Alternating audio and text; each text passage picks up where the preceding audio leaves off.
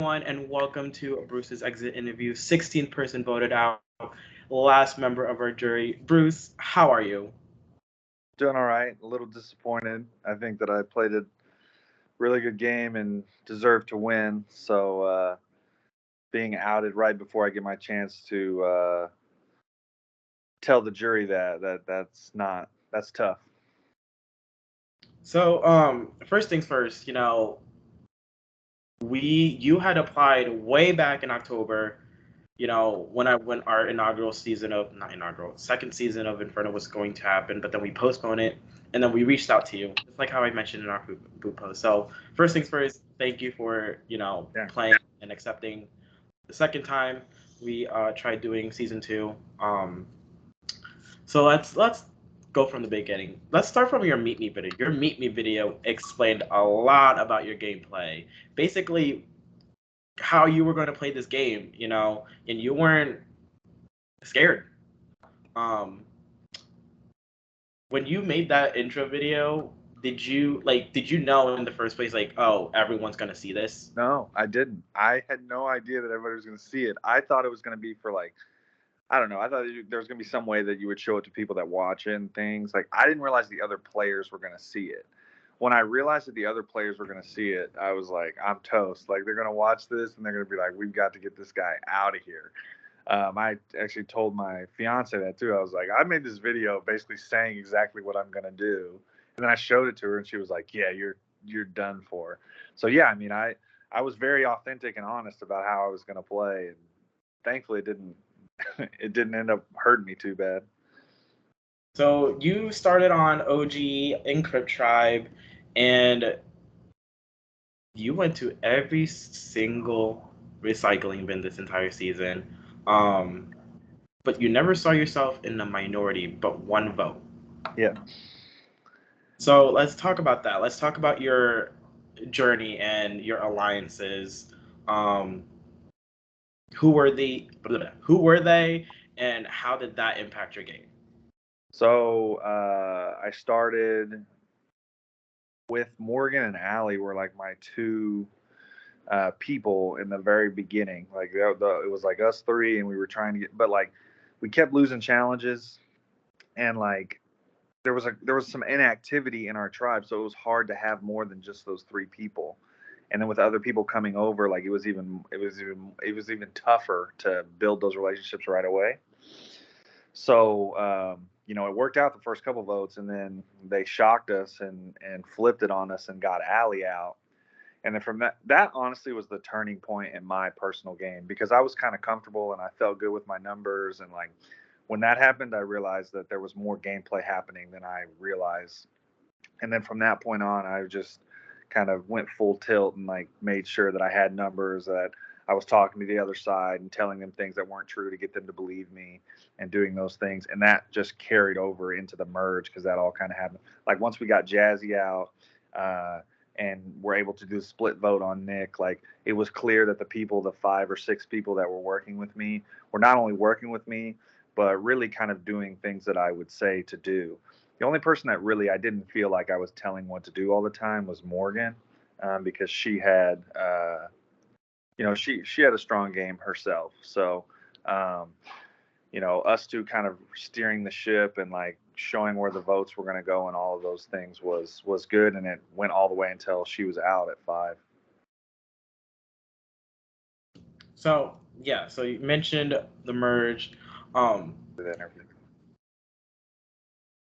let's talk about a specific vote where you were called out for being a condescending asshole.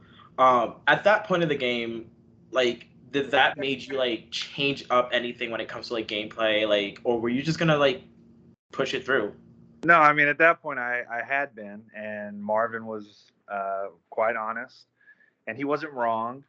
I actually said this to him in the jury chat last night that my fiance was sitting right next to me when that happened, and she like laughed out loud, and like I actually think that he was probably her favorite and I was in the game just because he had said that. So uh, no, I mean I had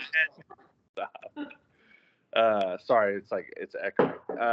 I had to that point in the game, like I had lied to that other side so many times, like so much so of like building a group chat and like telling them I was going to do a certain thing and not doing it. Like Marvin specifically, I lied to that guy every day. Lauren, I never even said a true thing to her. Alex, kind of the same way. So, and not only was I doing that when we would get to tribal, I would do things like, drink out of a coffee mug when Jazzy was going to get blindsided and like address some of the things that were being said in kind of an asshole way. So at that point, it was like I kind of wanted to turn into the skid and make sure that, the jury knew if I made it to the end, like, yeah, I might be a condescending asshole, but this condescending asshole is also like controlling everything that's happening. And I think that where a lot of people have mistakes is when they play like that and then they try to be like, well, no, I wasn't actually like that. No, it's okay to own it, and you were that, and then just kind of try to deal with the repercussions later. So it didn't change the way that I played at all. So in the beginning, early merge, people were like saying at the recycling bins, "Oh, this is boring. It's gonna be the same thing. There's a pattern." Was it hard trying to like keep your allies together, but also try to play a fluid type game?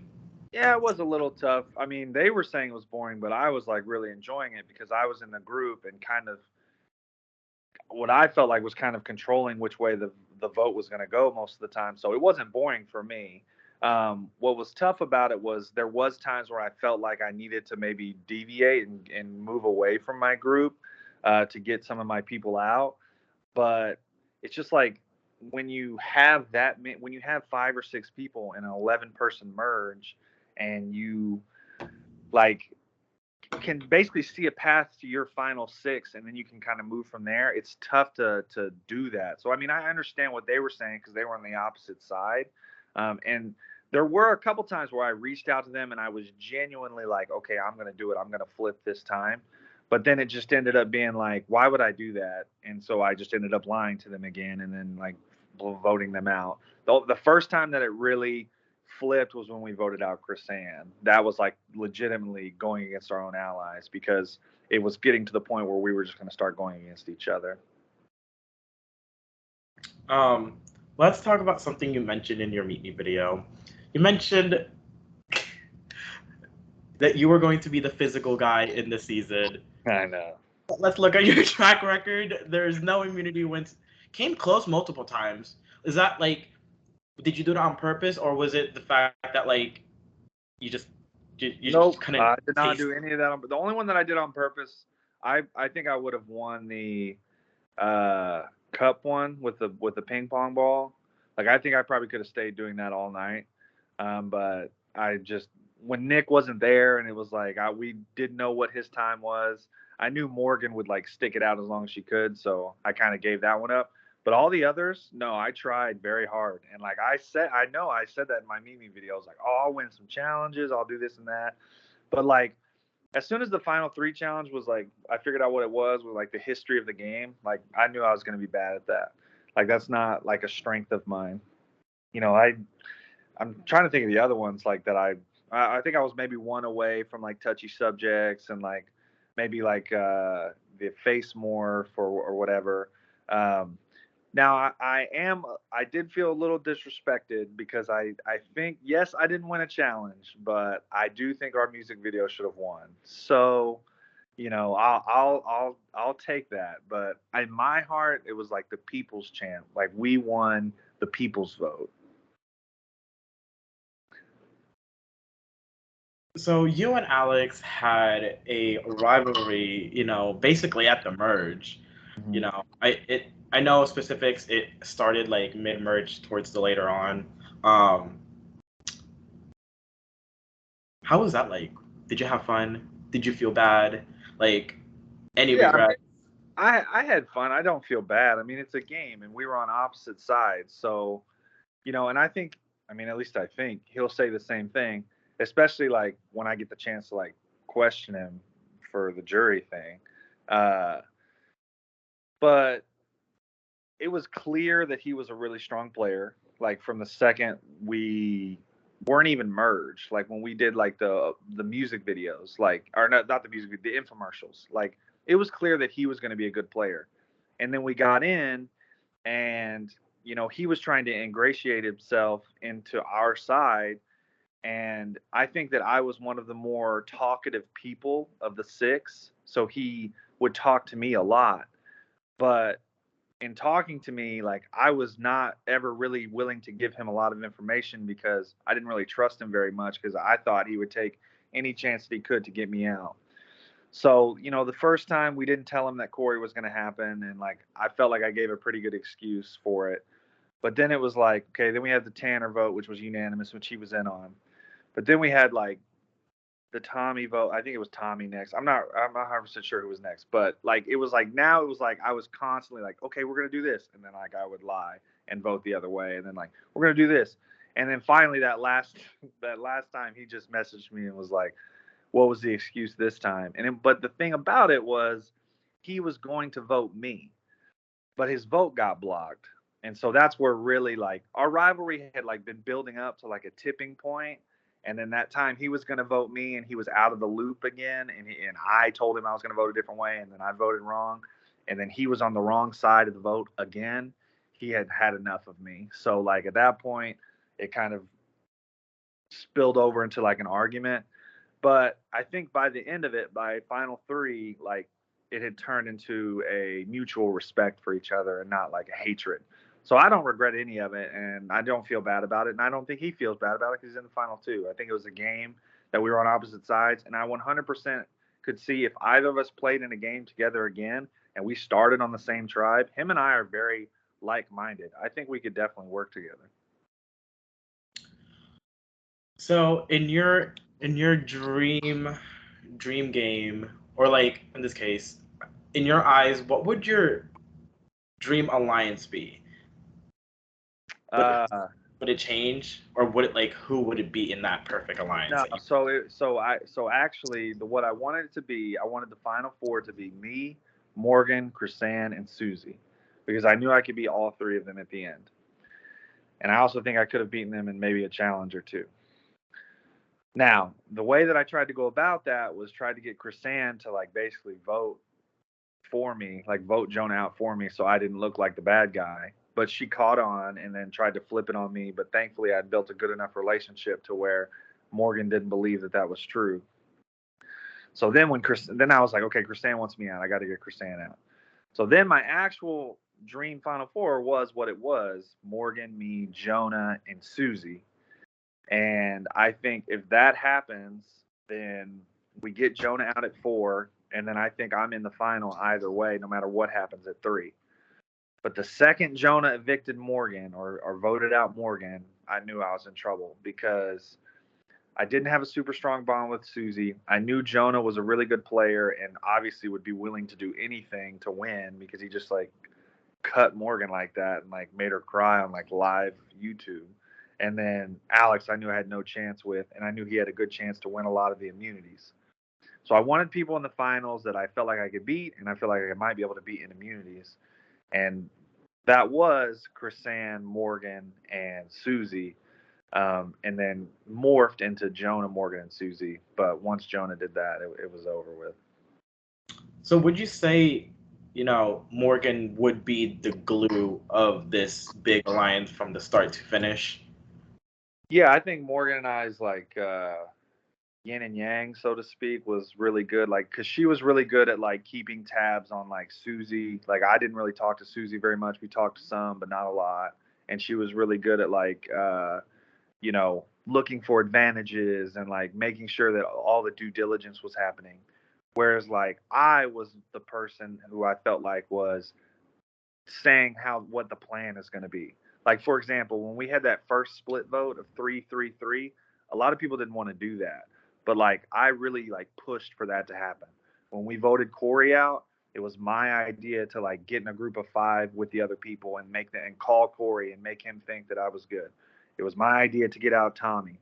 Now, I wouldn't say that it was my idea to get Chrisanne out, but me building so much trust with Morgan that she told me about Chrisanne like targeting me. Like, I think I pushed that charge. So I think Morgan had a little bit more of like the softer touch of like finding advantages and keeping relationships and making sure our 5 was strong. But I think that I was a little bit more of the abrasive, like making sure that what needed to happen happened at every vote. So yeah, I would say calling her the glue of what it was. I think I think I was a little bit more of like the leader type, and she was a little bit more like the glue type. Okay, so let's shift the conversation over to the final two, Alex and Susie. You're part of the jury. You're voting for someone to win. In your eyes, what are you looking for in a winner? So, what I'm looking for in a winner is going to all be dependent on how Alex answers my questions. I think if I was voting right now, I think I might vote Susie, but I'm not really sure because I think I said it yesterday in the final three tribal. I think she's played a better game than people think, than give her credit for.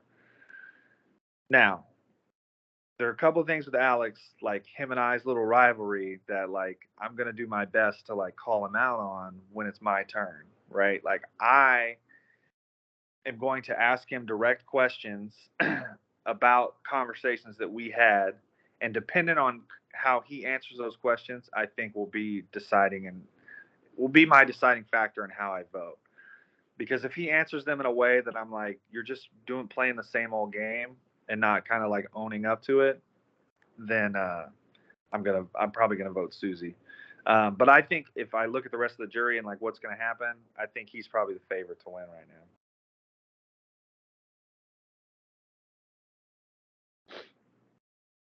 Okay. That is all the questions I have. I did just ask production if they have any questions, but they're all at work. But I'll be free most of the day, so if you need to call back, just let me know. Or if I need to send a video answering a question they have, just let me know. So I actually have two more questions. Okay. LOL. Second to last question.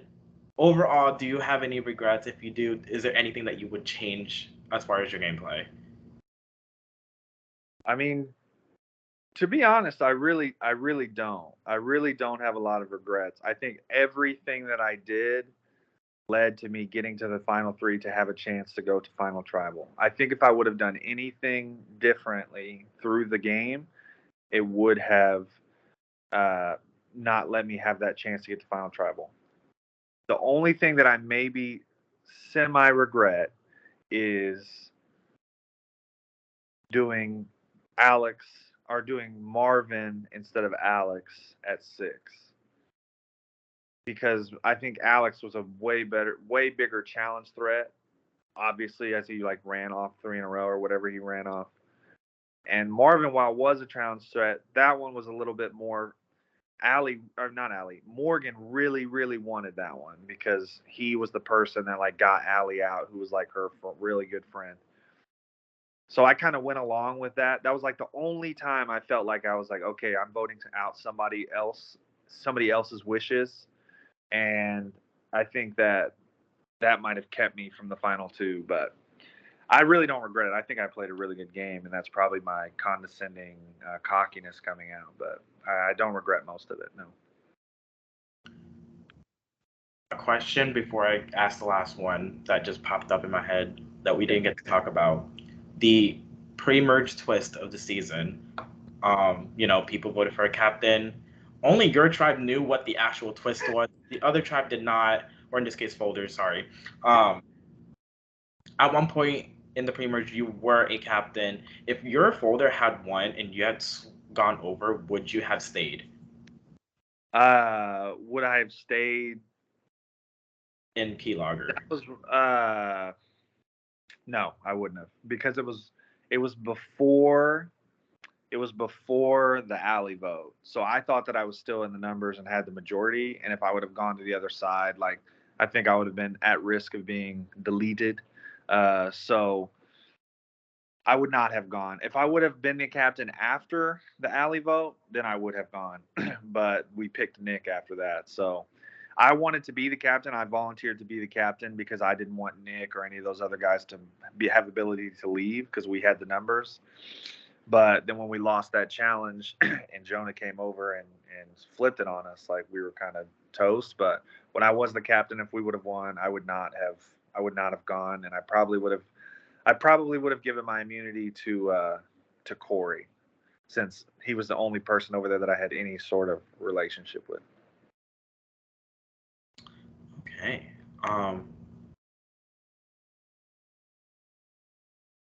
Okay. Last question. So obviously Inferno is going to come back with another season and more seasons to come. You know, as someone who's, I would say, still kind of fairly new to orgs, you know, you played multiple games, multiple formats of Survivor or Big Brother or whatever. Um, what would you give to a future player as far as advice or tips when it comes to playing Inferno? Because Inferno is not hard. We don't like easy. Yeah, for sure. No, I think the biggest tip would be to, like, I think my biggest strength in the game was being able to build relationships with people even that aren't on like your side. Because when you play a game like this, like, you're not on an island, you're not in a house, you can't, like, you have to make the effort to be involved.